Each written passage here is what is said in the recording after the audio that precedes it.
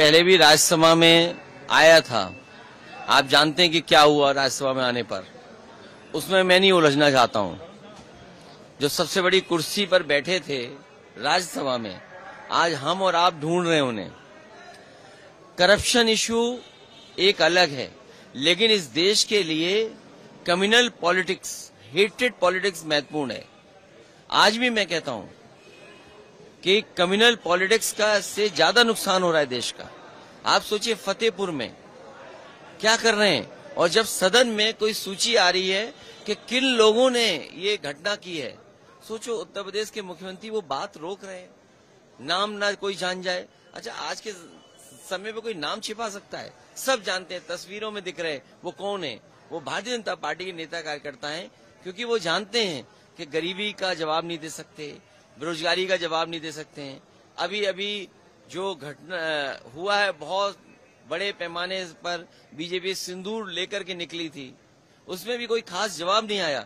इन Bharatiya Janata party के लोगों से पूछिए, भारत की जो जमीन है 2014 में क्या थी, और आज जब हम 2025 में खड़े हैं तो भारत का क्षेत्रफल क्या है, वो जवाब नहीं देंगे आपको। यहाँ तो अगर जमीन 1 फीट की और 1 मेड़ की इधर उधर हो जाए तो लोगों की हत्या हो जाती है, जान चली जाती है। अगर भारत के लोग ये जानना चाहें कि भारत का क्षेत्रफल क्या है, 2014 में क्या था, 2025 में क्या है, भारतीय जनता पार्टी नहीं बता सकती।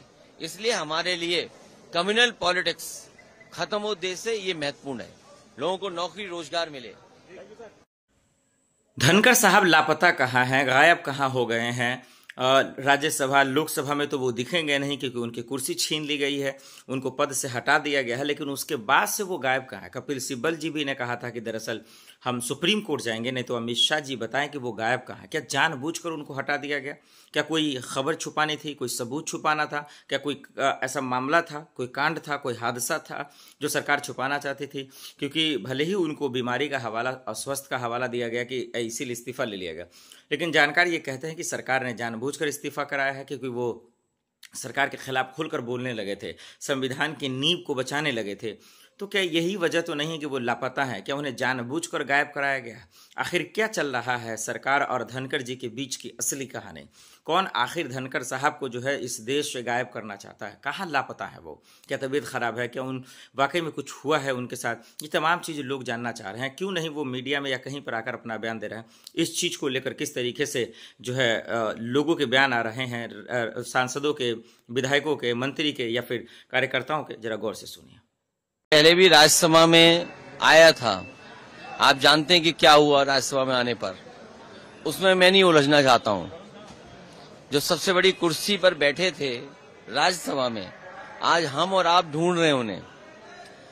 करप्शन इशू एक अलग है, लेकिन इस देश के लिए कम्युनल पॉलिटिक्स, हेटेड पॉलिटिक्स महत्वपूर्ण है।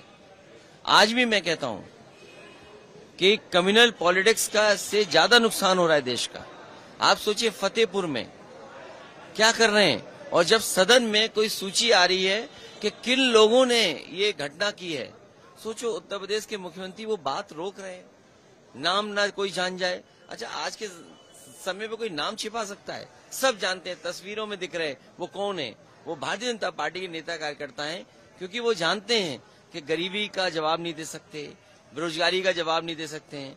अभी अभी जो घटना हुआ है, बहुत बड़े पैमाने पर बीजेपी सिंदूर लेकर के निकली थी, उसमें भी कोई खास जवाब नहीं आया।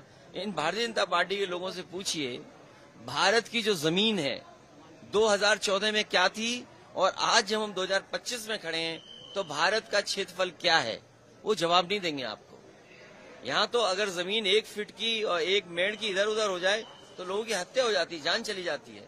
अगर भारत के लोग ये जानना चाहें कि भारत का क्षेत्रफल क्या है, 2014 में क्या था, 2025 में क्या है, भारतीय जनता पार्टी नहीं बता सकती। इसलिए हमारे लिए कम्युनल पॉलिटिक्स खत्म हो देश से, ये महत्वपूर्ण है। लोगों को नौकरी रोजगार मिले।